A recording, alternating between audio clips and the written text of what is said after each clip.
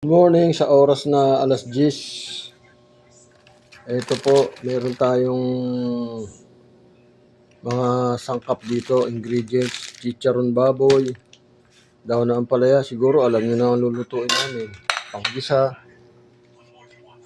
meron kaming munggo, pinalambot na dito sa electric pressure cooker. At nandito na rin yung baboy, i-ano natin, na pressure cooker na rin. Tapos, alisin natin yung pressure niya para mabukas at matanggal na natin. Dahil magigisa na kami. Alisin natin ang pressure.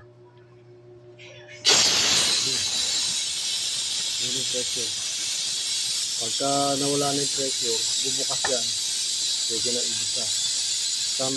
Yan, tanggal na yung pressure. Kanina nakita natin. Ito, naka-indicate, sarado.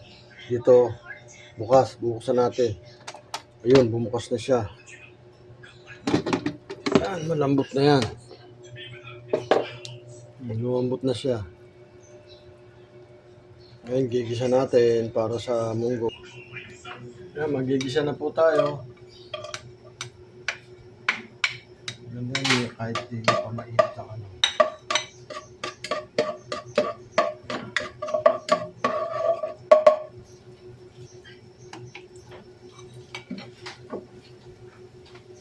Gisa na natin ang bawang at sibuyas.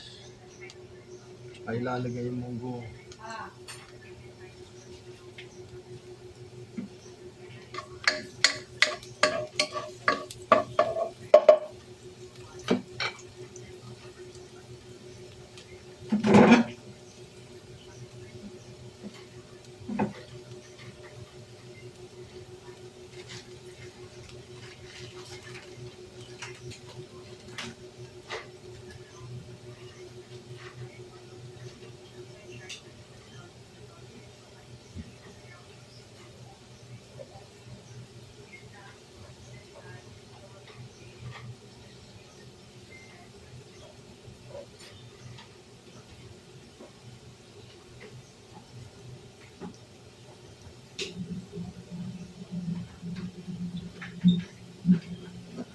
Yan, golden brown na, lagyan natin sa sibuyas.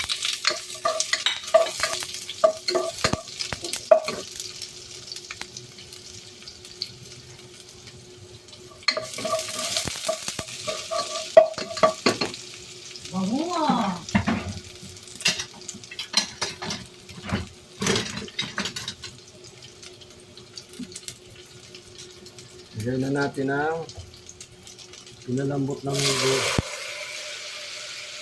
at mga buto-buto.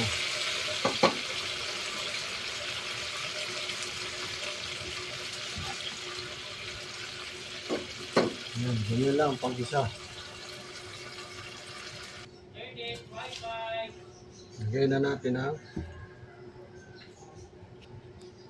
lagyan na rin natin ang ampalaya para pag kumulo ay lalagyan na natin ng chicharon. Ayan, tayo natin kumulo.